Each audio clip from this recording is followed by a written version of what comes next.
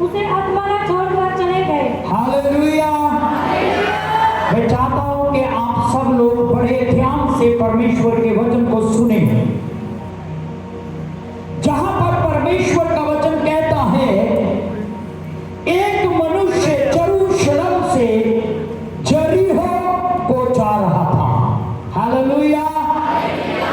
बोलिए, यरूशलेम से यरीहो को जा रहा था। सब ध्यान से सुने।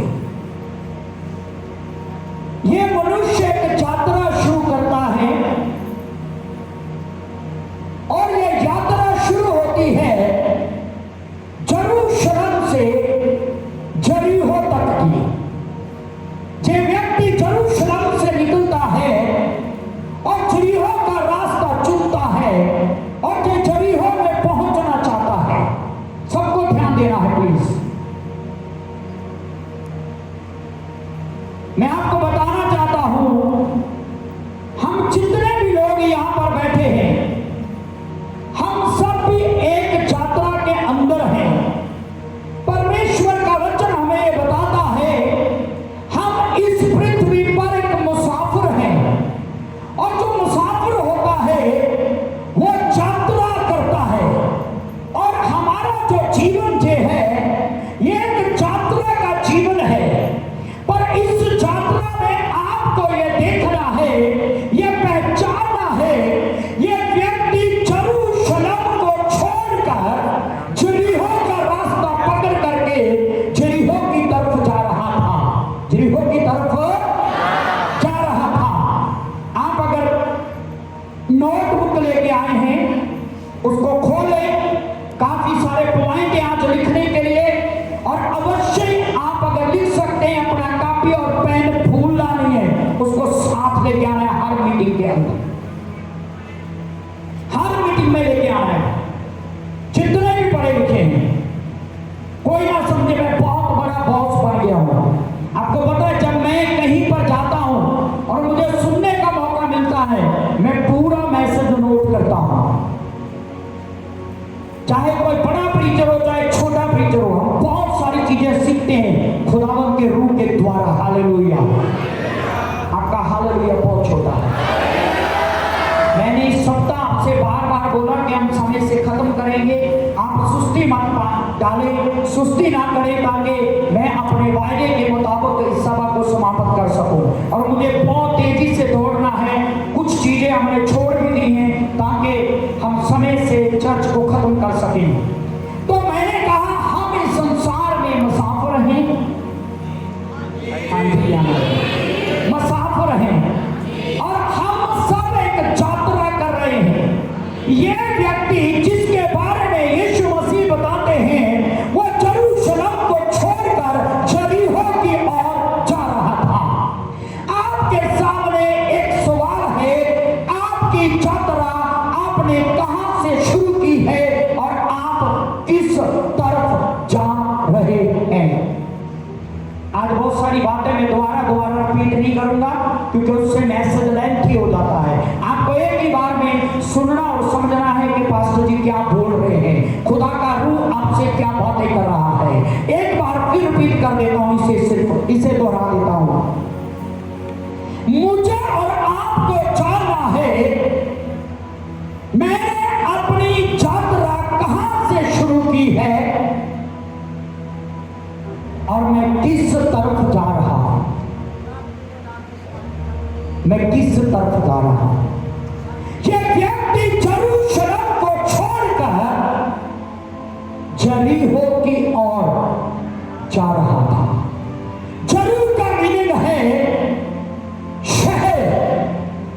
इसे हम कट करके इसका मतलब बता रहा हूं आपको, अगर आप लिख रहे तो यरीहो का मीनिंग है शहर और शलोम का मीनिंग है तसल्ली का शहर, तसल्ली का शहर।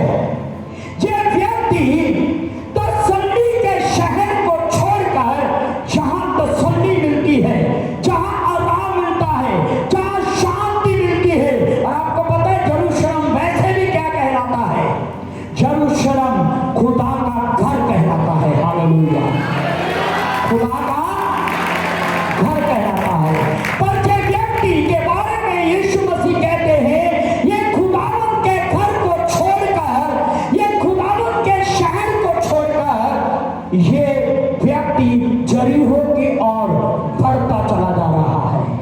किसकी ओर बढ़ता चला जा रहा है? बोलिए, यरीहो की ओर बढ़ता चला जा रहा है।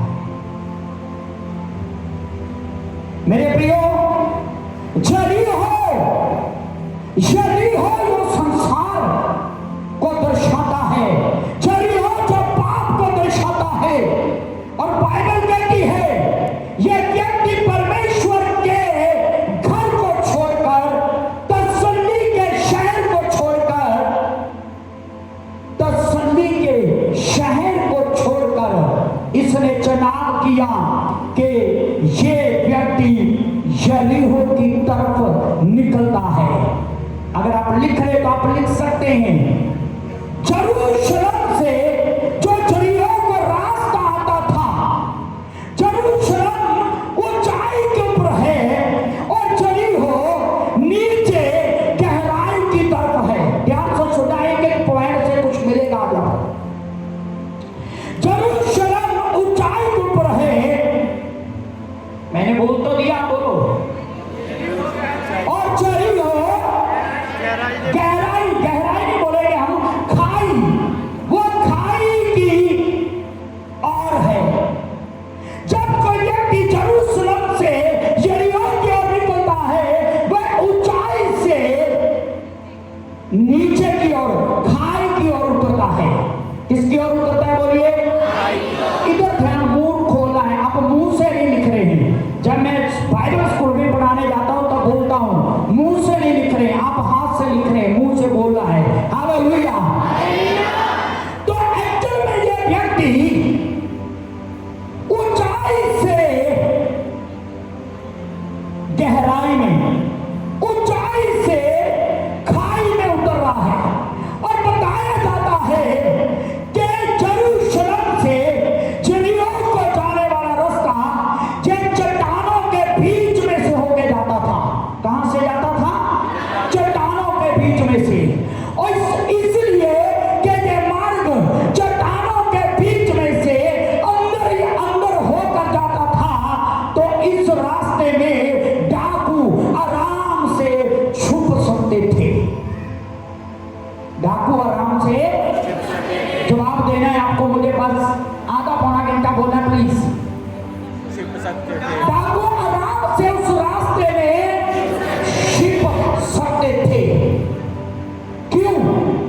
क्योंकि वो रास्ता चट्टानों के बीच में से होके जाता था और साइड में दाएं और बाएं बहुत सारी चट्टानें थी, और वो चट्टानों में आराम से, जो डाकू हैं वो चट्टानों में आराम से छुप सकते थे, ताकि इस मार्ग में से जाने वाले लोगों को लूट सके, इस मार्ग में जाने वाले लोगों को पीट सके, उस मार्ग में जाने वाले लोगों के हाथ में जो कुछ भी है वो उनसे छीन सके।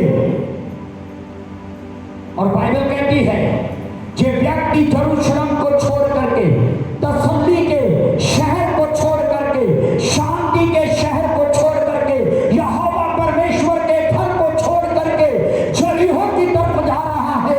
उस यरीहो की तरफ जा रहा है जिसके विषय में ओल्ड टेस्टामेंट के अंदर परमेश्वर ने कहा था, जब ये यरीहो गिराया गया, परमेश्वर ने कहा था जो कोई भी इस शहर की नींव को डालेगा, इस शहर की नींव को डालेगा, इसको फिर से बनाने की कोशिश करेगा, वह अपने बड़े बेटे के ऊपर इस शहर की नींव को रखेगा और छोटे के ऊपर दरवाजे को खड़ा करेगा। भाव अर्थ क्या है? अगर कोई यरीहो को दोबारा से बनाएगा, जो हवा की गहराई हुए दीवार को दोबारा से बनाएगा, उसकी नींव वो अपने बड़े बेटे के ऊपर रखेगा। भाव जब वो उसकी नींव डालेगा, उसका बड़ा बेटा मर जाएगा, और जब उसका दरवाजा रखेगा, चौखट रखेगा, जैसे हम दरवाजों को खड़ा करते हैं जब नींव डल जाती है, उसका छोटा पुत्र मर जाएगा। और बाइबल कहती है कुछ सालों के बाद किसी व्यक्ति ने ये गलती की, और जिसने ये गलती की वो जानबूझकर गलती की। इसका मतलब उसको मालूम था कि यहोवा ने ऐसा कहा है, यहोवा ने